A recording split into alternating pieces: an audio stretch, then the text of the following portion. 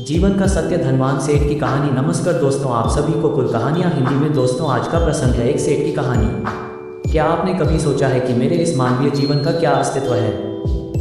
मेरे लिए इस मानव जीवन, जो कि ईश्वर की अनमोल देन है, उसकी क्या महत्वता है?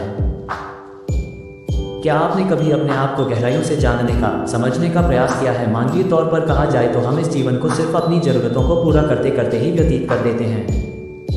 एक मनुष्य के लिए उसकी ज़रूरत क्या है? रोटी, कपड़ा और मकान, यही न? पर यह असल सत्य नहीं है। हर मनुष्य का जन्म इस धरती पर एक विशेष कारण से होता है, जिसे हम धीरे धीरे समय के साथ समझते चले जाते हैं। कई लोग अपने इस मानवीय जीवन के सत्य को समझ ही नहीं पाते, क्योंकि वे हमेशा नकारात्मक सोच ही रखते हैं। यही अंतर है नकारात्मक और सकारात्मक सोच में। जहां नकारात्मक सोच हमारे लिए समस्याएं पैदा करती है, वही सकारात्मक सोच हमारे लिए नए अवसर लाती है। आइए हम जीवन के इस सत्य को एक कहानी समझने की कोशिश करते हैं। धनवान सेठ की कहानी। एक गांव में एक बहुत बड़ा धनवान व्यक्ति रहता था। लोग उसे सेठ धनीराम कहते थे। उस सेठ के पास प्रचुर मात्रा में धन संपत्ति थी, जिसके कारण उसके सगे संबंधी, रिश्तेदार, भाई बहन हमेशा उसे घेरे रहते थे। वे उन्हीं के राग अलापते रहते थे। सेठ भी उन सभी लोगों की काफ़ी मदद करता था। तभी अचानक कुछ समय बाद सेठ को भयंकर रोग लग गया। इस भयंकर बीमारी का सेठ ने बहुत उपचार करवाया, लेकिन इसका इलाज नहीं हो सका। आखिरकार सेठ की मृत्यु हो गई।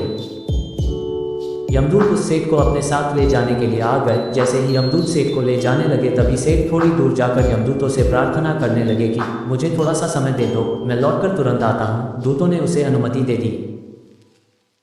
सेठ लौट कर आया, चारों ओर नजरें घुमाई और वापस यमदूतों के पास आकर बोला, शीघ्र चलिए। यमदूत उसे इस प्रकार अपने साथ चलने के लिए तैयार देखकर चकित रह गए और सेठ से इसका कारण पूछा।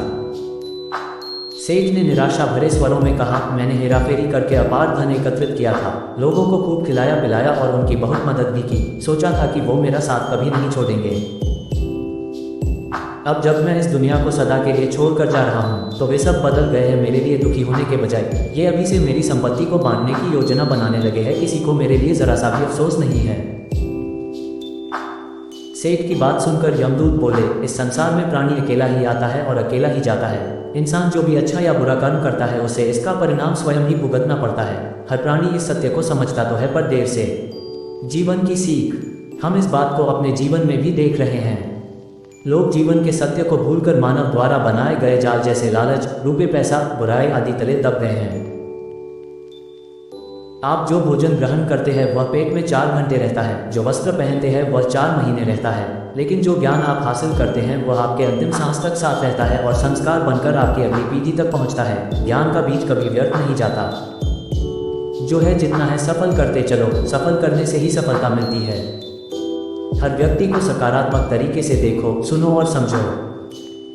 हम जितना ज़्यादा पढ़ते हैं, सुनते हैं, समझते हैं, हमें अपनी कमियों का उतना ही ज़्यादा एहसास होता है और इसी कमी को दूर करके हम सफलता की मंजिल की ओर अपने कदम बढ़ाते चले जाते हैं। क्या लेकर आया था, जो क्या लेकर जाएगा।